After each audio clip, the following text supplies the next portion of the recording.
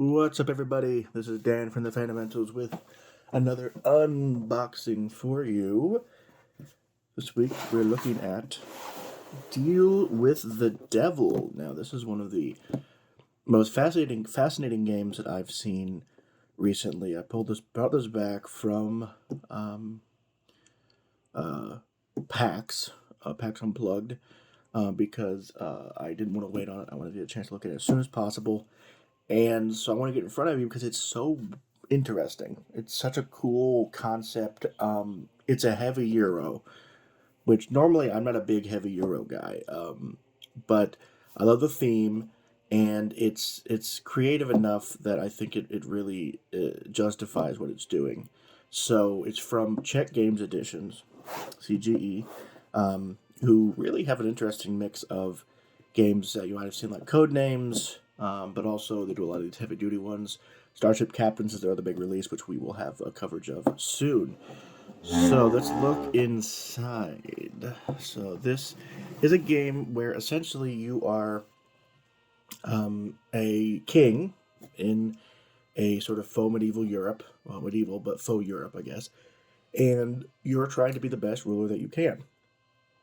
Now, the problem is, one of the rulers is not actually a king at all. He is actually the devil himself. And so as you're making trade deals, as you're making, plans to, deal with all your plans, there's someone who has more resources than the rest of you. And that is the devil. And in addition to the normal resources you might run into, there's also the fact that you have to trade in souls. Souls are a thing that you have to deal with because the devil wants them and you need it. But you have to be careful. You do too much with the devil and you will end up getting haunted by the Inquisition. So, it's a weird game. Let me show you the first part of it that's interesting. So, there's a screen that you operate behind. This is my favorite part, I think. They have to do all your dealings, all your devilish dealings behind this screen. And, let's see, where's the red one? There it is. So, in order to make this screen, you have to... Let's see, here we go. You take this, and then I believe, a little bit like that.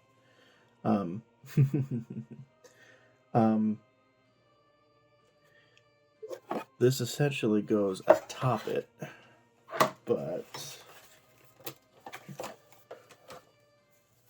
I'm trying to figure out how does one go about the actual building of it. See, because you basically what you're trying to do is form a little castle wall with a roof on it, which is fun, of course.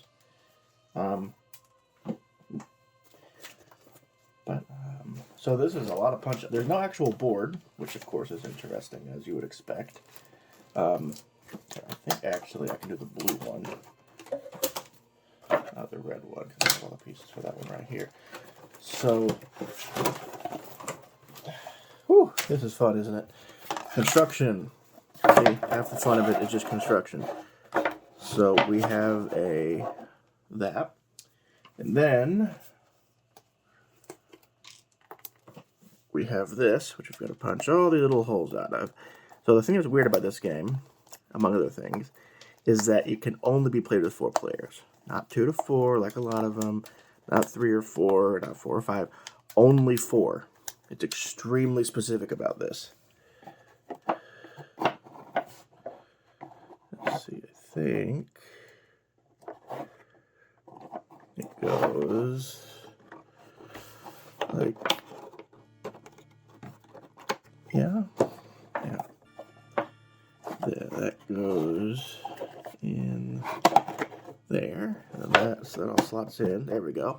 So that's the first part of it. And so this is where you'd put different cards, your development cards. You can keep track of stuff in these tabs. It's a really cool thing. And then this goes over top all of it.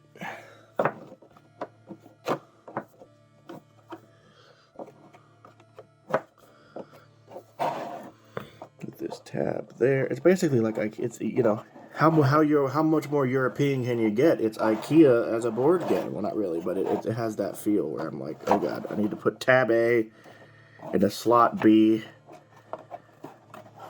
You honestly have to do a practice run of this, or like do a setup, and then after it's set up, then play the game. Because there we go. So this is, I love this. It's got there's little demons and little goblins running around, people down here, and there's also these cool little attributes you can get as you go develop the game out that slot in, well, they saw it on the back, actually. See, this is where the player view is.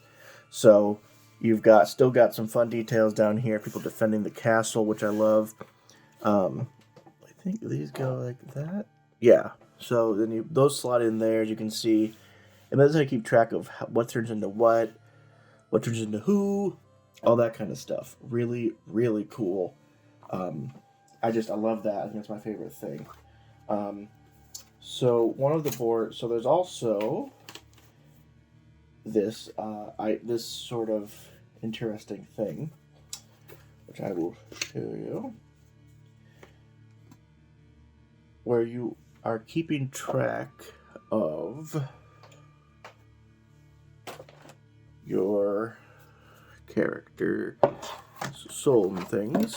So there's these inquisitors that you can get that are in the cards, and they keep track of how evil you're being, and in order to you have to pay them off, or they will mess with your kingdom.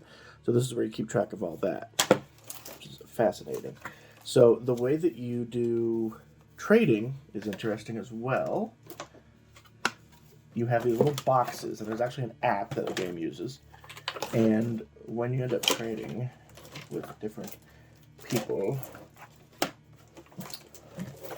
is this the board? Aha, I found it. Excellent. Real quick, this is the board, and you can see everyone would have their little house set up along the side here, their little castle, and you punch these out, and you keep track of a tracker here. There's a lot of things to keep track of, but they do a really cool thing with this game where everything's kind of punched out, so everything kind of sits in place, so it's easy to keep track of. Let me see if I can find the central doohickey. Because there is a central doohickey that you have to use. Where is it? Book's thick, as you would expect, from this sort of game. A lot of things going on. Essentially, you take these... and you put them together, and they're on a hinge, on a swivel, and inside of them is your part you're trading, and it's randomized by a thing that you can actually customize it to figure out who the devil is, who gets what, all that kind of stuff. Really, really fascinating. So, let's look at the cards real quick. These are some of the cards you can get. Yep. Prosperity, slow economy, education. What do you do with? There's choices to be made in this game as well. You know, you have some choices. You know, when you're on a holy mission, the church wants to spread the religion, either demand a cut or supply them, and you get benefits from everyone. There's a play that makes fun of you. Pirates, pagan stones. It's a very sort of tongue-in-cheek kind of game, kind of making fun of. It's very much a sort of a farcical view on sort of this medieval times, and essentially it's asymmetrical in that nobody wins if the devil wins. The devil has way more resources to trade, and he has souls to trade with. Well, he doesn't have a soul, but the other ones do, which are usually worth a lot. The devil needs them too. The more souls he gets, the more powerful he gets. The other characters have to figure out how they're doing and make sure the devil doesn't win. So it's a lot. Because on top of that sort of hidden, that hidden identity part is the kind of extra hook that the game has, while but on top of that is all the regular Euro tracking of resources, gaining them, keeping track of them, all that kind of stuff.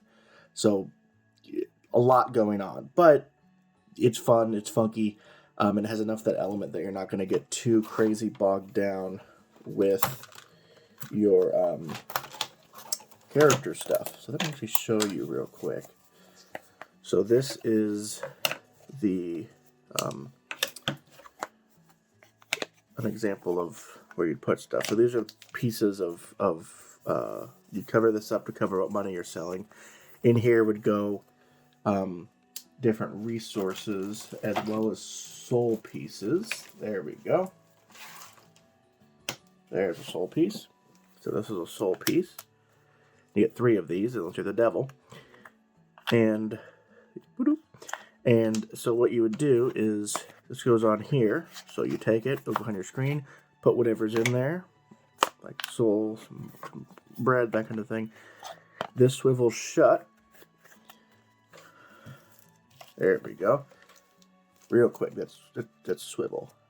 Now that I found the swiveling. The problem with these sort of games is they just have so many pieces, it's really hard to, like, keep track of it all. There we go. There should be a receiver. There we go.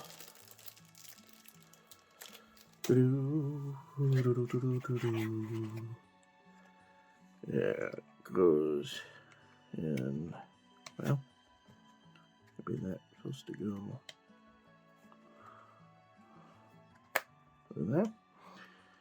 That QR code is where the app, so you scan the QR code in and then the app will tell you how to do stuff, which is interesting. So yeah, you take your thing, load it up, close it, pass it around, bada bing, bada boom, you're figuring out things.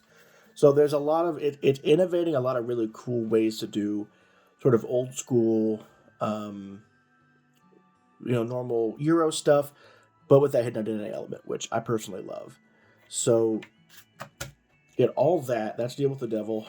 4-player only. Couple hours. I think about $120 on the website. It's out soon. I think it's out, but with shipping and all that kind of stuff, it's kind of wibbly. So keep an eye out, and also keep an eye out for a full review of this, which I intend to do as soon as possible.